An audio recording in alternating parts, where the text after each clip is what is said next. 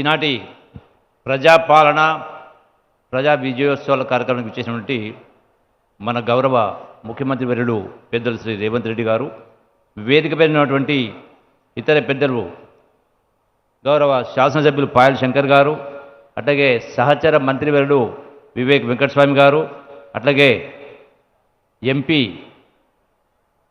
నగేష్ గారు, వినోద్ ఎమ్మెల్యే గారు, బొజ్జు ఎమ్మెల్యే గారు, సుదర్శన్ రెడ్డి గారు, అట్లాగే ఎమ్మెల్సీ దండే విఠల్ గారు, ఇతర చైర్మన్స్కు ఇంద్రకర్ రెడ్డి గారికి, స్వయం బాబురావు గారికి, శ్రీనివాసరెడ్డి గారికి, వేదికపై ఉన్నటువంటి ఇతర కార్పొరేషన్ చైర్మన్స్కు, ఇతర పెద్దలందరికీ, వేదిక ముందున్నటువంటి అక్కా చెల్లెళ్ళందరికీ, మీడియా మిత్రులందరికీ కూడా ఈ శుభ సందర్భంలో మీ అందరికీ హృదయపూర్వక నమస్కారం, శుభాకాంక్షలు తెలియజేస్తున్నా.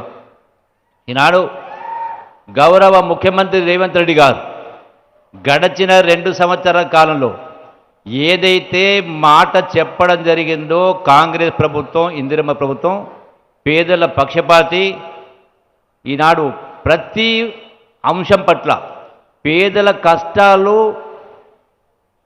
పాలు పంచుకోవాలని, వాళ్ళ సమస్యలు దూరం చేయాలని, రాష్ట్ర ఆర్థిక పరిస్థితి ఎంత ఇబ్బందిగా ఉన్నా గడచిన 10 సంవత్సరాల కేసీఆర్ పాలన పుణ్యమా చెప్పని లక్షల కోట్ల అప్పులు చేసి లక్షల కోట్ల రూపాయలు వడ్డీ కట్టాల్సిన పరిస్థితి వచ్చినా కూడా చెప్పిన ప్రతి మాట కట్టుబడి ఈరోజు ప్రతి సంక్షేమ కార్యం అమలు చేస్తూ ఉన్నారు. అది సన్నబియ్యమైనా, మద్దతు ధర అయినా, ప్రతి ఇందిరమ్మ ఇళ్ళైనా, రుణమాఫీ అయినా ప్రతి ఒక్కరు చేస్తూ ఉన్నారు. అట్లాగే ఈ రోజున 100 కోట్ల రూపాయలకు సంబంధించినటువంటి పునాది రాళ్ళు వేయడం జరిగింది. మీ ఇక్కడ వేదిక మీకు అందరికి కనపడలేదు, ఇక్కడ అందరు కూడా 100 కోట్ల రూపాయల పునాది రాళ్ళు వేయడం జరిగింది నిర్మాణాలకు సంబంధించి. అందులో ఇంటిగ్రేటెడ్ స్కూల్ 200 కోట్ల రూపాయలతోటి ఇంటిగ్రేటెడ్ స్కూల్ అంటే మీ పిల్లల భవిష్యత్తు కోసం మీరు ప్రతి సంవత్సరం వేలు లక్షల రూపాయలు ఖర్చు పెట్టాల్సిన అవసరం లేకుండా గొప్ప వాళ్ళ పిల్లలకు ఏ చదువులు వస్తాయో ₹1 ఖర్చు పెట్టకుండా, అది కూడా అందరికీ ఎస్సీ, ఎస్టీ, మైనారిటీ, పేదవాళ్ళందరూ కూడా ఒకే చోట గొప్ప చదువు వచ్చే విధంగా ఈనాడు మనం పునాది రాయి వేసుకోవడం జరిగింది. ఇది ఒకటే కాదు, అట్లాగే ఈనాడు ఇంతకుముందు చెప్పినట్టుగా గడచిన సుదీర్ఘకాలంగా పెండింగ్ ఉన్నటువంటి ఎయిర్పోర్ట్కు సంబంధించి గౌరవ ముఖ్యమంత్రి గారు మరి 700 ఎకరాలకు ఈనాడు ప్రభుత్వం ఆదేశాలు ఇచ్చి వాటిని అమలు చేసేటువంటి కార్యక్రమం చేస్తూ ఉంది. ఇంతకుముందు పెద్దలు చెప్పినట్టుగా 60,000 ఉద్యోగాలు గడచిన 10 సంవత్సరాలు ఒక ఉద్యోగం ఇవ్వకపోయినా 60,000 ఉద్యోగాలు ఇవ్వడం జరిగింది. మళ్ళీ వచ్చే సంవత్సర కాలంలో మిగతా 40,000 ఉద్యోగాలు కూడా ఇచ్చేటువంటి ఏర్పాటు చేస్తూ ఉన్నాం. ఒకటి కాదు, అట్లాగే ఈనాడు చరాక కోరాట ప్రాజెక్టు సంబంధించి గొప్ప మాటలు చెప్పిండు కేసీఆర్. 10 సంవత్సరాల నుంచి 8 లక్షల కోట్ల అప్పు చేసి ధనిక రాష్ట్రం ఆయన చేతిలో పెట్టినా కూడా ఈనాటికి కూడా అది ఎక్కడ ముందుకు సాగలేదు. 1 ఎకరానికి నీళ్లు రాలే. గౌరవ ముఖ్యమంత్రి గారు సంబంధిత అధికారులకు ఆదేశాలు ఇవ్వడం జరిగింది, నిధులు కూడా జరిగింది. రాబోయే కొద్ది రోజుల్లోనే దాని యొక్క ప్రారంభోత్సవం చేసి నీళ్లు ఇచ్చేటువంటి ఏర్పాటు కూడా చేస్తూ ఉన్నాం. అట్లాగే ఇంతకుముందు చెప్పినట్టుగా ఈ జిల్లా రైతాంగం కాటన్ సంబంధించి, సోయాబీన్ సంబంధించి, ఇతర పంటలకు సంబంధించి నష్టపోవడం జరిగింది. గడచిన 10 సంవత్సరాలు గత ప్రభుత్వం ఏనాడు కూడా పంట నష్టం ఇవ్వలేదు.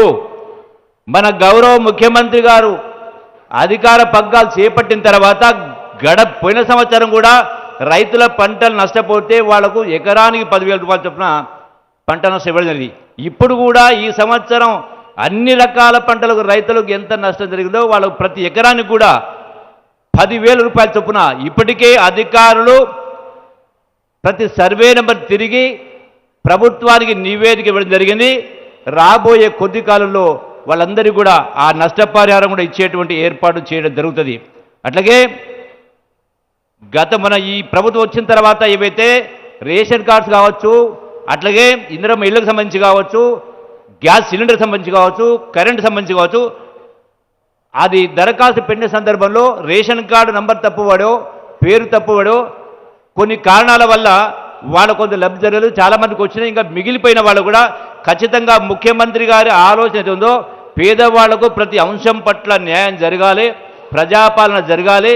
అని చెప్పడం జరిగిందో దానికి అనుగుణంగా ఖచ్చితంగా జిల్లా ఇన్ఛార్జి మంత్రిగా అవసరమైతే 3 రోజుల పాటు ప్రతి మాసంలో ఒకసారి కాదు 4 సార్లు వచ్చిన ప్రతి సందర్భంలో కూడా కలెక్టరేట్లోనే అవసరం ఉంటే పడుకొని మీ అందరి దరఖాస్తు స్వీకరించి మొత్తం కూడా డీప్గా డెప్త్గా పోయి సర్వే చేసి యొక్క సమీక్షలు పెట్టి మీకు న్యాయం చేసేటువంటి కార్యక్రమం చేయడం జరుగుతుందని చెప్పని మనవి చేసుకుంటూ అట్లాగే ఆదిలాబాద్ జిల్లా పచ్చని అడవులు మరి ఈ యొక్క ఎట్లయితే ఇలా కాశ్మీర్ ఉందో అట్లాగే ఆదిలాబాద్ జిల్లాను గౌరవ ముఖ్యమంత్రి గారి సహకారంతో మినీ కాశ్మీర్లుగా టూరిజం డెవలప్ చేసి నిరుద్యోగ యువతకు ఉద్యోగ అవకాశాలు ఉపాధి అవకాశాలు ఆదాయం వచ్చేటువంటి కార్యక్రమం కూడా చేసే కార్యక్రమం మనం చేసుకుంటూ ఒక విషయం చెప్పి ముగిస్తా. రైజింగ్ తెలంగాణ 2047 అంటే వచ్చేటువంటి 20 సంవత్సరాల కాలం నాటికి భారతదేశానికి స్వాతంత్రం వచ్చింది 1947లో. 2047 అంటే కరెక్ట్ 100 సంవత్సరాలు అవుతుంది. ఈ 2047 వరకు కాంగ్రెస్ పార్టీ ఆధ్వర్యంలో గౌరవ ముఖ్యమంత్రి గారి నాయకత్వాన రాష్ట్రంలో ఉన్న కోట్లాది మంది ప్రజల యొక్క సమస్యలు పరిష్కారం కావడానికి కోసం అది చదువైనా ఆరోగ్యమైన ఉపాధి అయినా ఉద్యోగమైనా ఇవన్నీ సమస్యలు తీరాలంటే దూరదృష్టితోటి ఒక ప్రణాళిక రచించి ప్రపంచ స్థాయి దిగ్గజ సంస్థలను రప్పించి హైదరాబాద్కు లక్షలాది కోట్ల రూపాయలు పెట్టుబడులు పెట్టించి వివిధ వర్గాల వాళ్ళందరికీ కూడా ఇటు రైతాంగానికి అటు నిరుద్యోగ యువతకు అట్లాగే ఉపాధి అవకాశాలు కల్పించడం కోసం పెద్ద ఎత్తున ఒక ప్రణాళిక రచించడం జరిగింది. రేపు డిసెంబర్ 8-9 తారీఖున ప్రపంచం గర్వించే విధంగా దేశంలో కాదు ప్రపంచం గర్వించే విధంగా పెద్ద కార్యక్రమం జరుగుతూ ఉంది. మీ అందరి భవిష్యత్తు కోసమే చెప్పని వాస్తవాన్ని గమనించి వీలున్న వాళ్ళు కాబట్టి వచ్చి చూసి వెళ్ళని చెప్పని మీ అందరికీ సవినయంగా విజ్ఞప్తి చేస్తూ ఇంకా చాలా అంశాలు ఉన్నాయి.